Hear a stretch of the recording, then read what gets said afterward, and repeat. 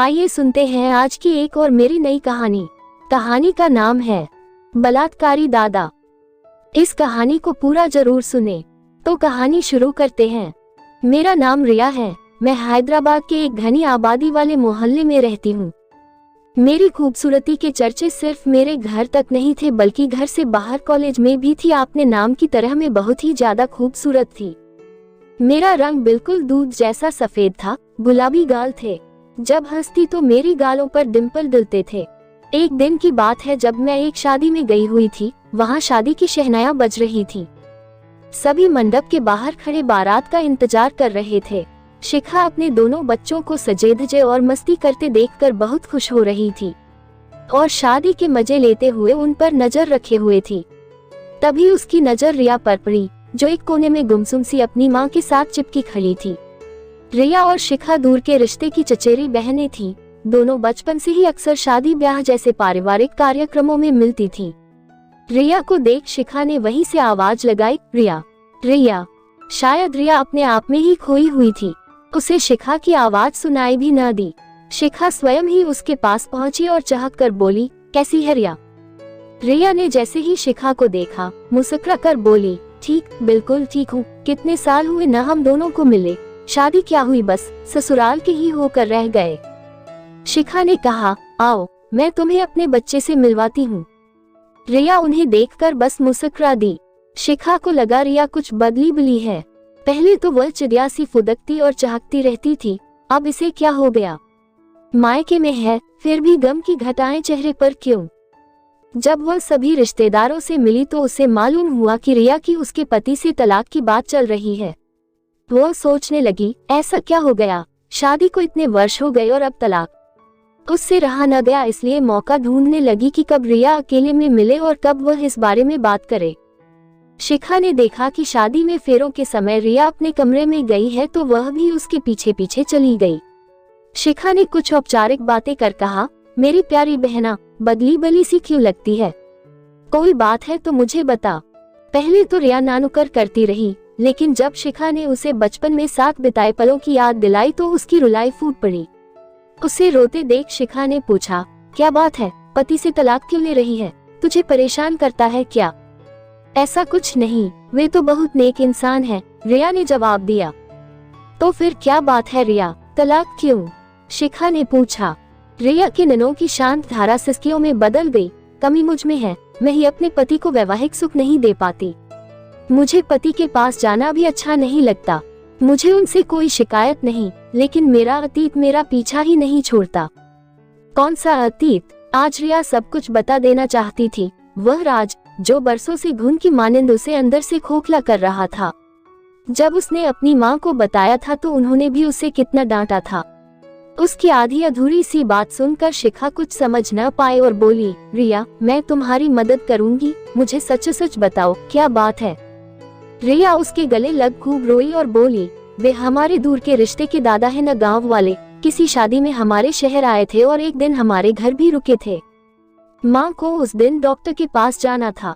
माँ को लगा कि दादा है, इसलिए मुझे भाई के भरोसे घर में छोड़ गई। जब भैया खेलने गए तो दादा मुझे छत पर ले गए और कहकर वह रोने लगी। उसकी बात सुनकर शिखा की आंखों में मानो खून उतर आया। उसके मुंह से अनायास ही निकला, राक्षस, वहशी, दरिंदा और न जाने कितनी युवतियों को उसने अपना शिकार बनाया होगा। तुम्हें मालूम है वह बुढ़ा तो मर चुका है। उसने सिर्फ तुम्हें ही नहीं मुझे भी अपना शिकार बनाया था। मैं एक शादी में गई थी, वह भी वहां आया हुआ था। मेरी माँ मुझे शादी के फेरों के समय कमरे में अकेली छोड़ गई थी। सभी लोग फेरों की रस्म में व्यस्त थे। उसने मौका देख मेरे साथ बलात्कार किया। मात्र 15 वर्ष की थी मैं उस वक्त। जब मेरे चीखने की आवाज सुनाई दी तो मेरी माँ दौड़कर आई और पिताजी ने उन दादाजी को खूब भला बुरा कहा, लेकिन रिश्तेदारों और समाज में बदनामी के डर से यह बात छिपाई गई। वही तो, रिया कहने लगी, मेरी माँ ने तो उल्टा मुझे ही डांटा और कहा कि यह तो बड़ा अनर्थ हो गया। बिन ब्याहे ही यह संबंध, न जाने अब कोई मुझसे विवाह करेगा भी या नहीं। जैसे कसूर मेरा ही हो, मैं क्या करती? उस समय सिर्फ 15 वर्ष की थी, इसलिए समझती भी नहीं थी कि बलात्कार क्या होता है। लेकिन शादी के बाद जब भी मेरे पति नजदीक आए तो मुझे बार बार वही हादसा याद आया और मैं उनसे दूर जा खड़ी हुई। जब वे मेरे नजदीक आते हैं तो मुझे लगता है एक और बलात्कार होने वाला है। शिखा ने पूछा, तो फिर वे तुमसे जबरदस्ती तो नहीं करते? नहीं, कभी नहीं, रिया बोली। तब तो तुम्हारे पति सच में बहुत नेक इंसान हैं। मैं नहीं चाहती कि मेरे कारण वे दुख की जिंदगी जिए, इसलिए मैंने ही उनसे तलाक मांगा है। मैं तो उन्हें वैवाहिक सुख नहीं दे पाती, पर उन्हें तो आजाद करूं इस बंधन से। ओह, तो यह बात है, मतलब तुम मन ही मन उन्हें पसंद तो करती हो? हाँ, रिया बोली, मुझे अच्छे लगते हैं वे, किंतु मैं मजबूर हूँ। तुमने मुझे अपना सबसे बड़ा राज बताया है, तो क्या तुम मुझे एक मौका नहीं दोगी कि मैं तुम्हारी कुछ मदद कर सकूं? देखो रिया, मेरे साथ भी यह हादसा हुआ, लेकिन माम पिताजी ने मुझे समझा दिया कि मेरी कोई गलती नहीं, पर तुम्हें तो उल्टा तुम्हारी माँ ने ही कसूरवार ठहरा दिया। शायद इसलिए तुम अपने आप को गुनाहगार समझती हो, शिखा बोली। तुम कहो तो मैं तुम्हारे पति से बात करूं इस बारे में? नहीं नहीं, तुम ऐसा कभी न करना, रिया ने कहा। अच्छा नहीं करूंगी, लेकिन अभी हम 3-4 दिन तो हैं यहाँ शादी में, तो चलो मैं तुम्हें काउंसलर के पास ले चलती हूँ। वह क्यों? रिया ने पूछा। तुम मेरा विश्वास करती हो न, तो सवाल मत पूछो, बस सुबह तैयार रहना। अगले दिन शिखा सुबह ही रिया को एक जाने माने काउंसलर के पास ले गई। काउंसलर ने बड़े प्यार से रिया से सारी बात पूछी। एक बार तो रिया झिझकी, लेकिन शिखा के कहने पर उसने सारी बात काउंसलर को बता दी।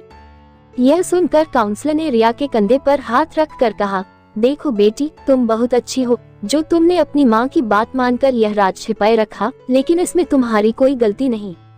तुम अपने आप को दोषी क्यों समझती हो? क्या हो गया अगर किसी ने जोर जबरदस्ती से तुमसे संबंध बना भी लिए तो? रिया बोली, माँ ने कहा, मैं अपवित्र हो गई, अब मुझे अपने आप से ही घिन आती है, इसलिए मुझे अपने पति के नजदीक आना भी अच्छा नहीं लगता। काउंसलर ने समझाते हुए कहा, लेकिन इसमें अपवित्र जैसी तो कोई बात ही नहीं और इस काम में कुछ गलत भी नहीं।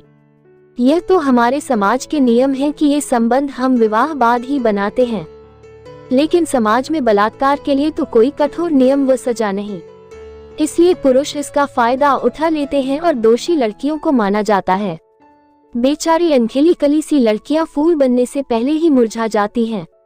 अब तुम मेरी बात मानो और यह बात बिल्कुल दिमाग से निकाल दो कि तुम्हारा कोई दोष है और तुम अपवित्र हो।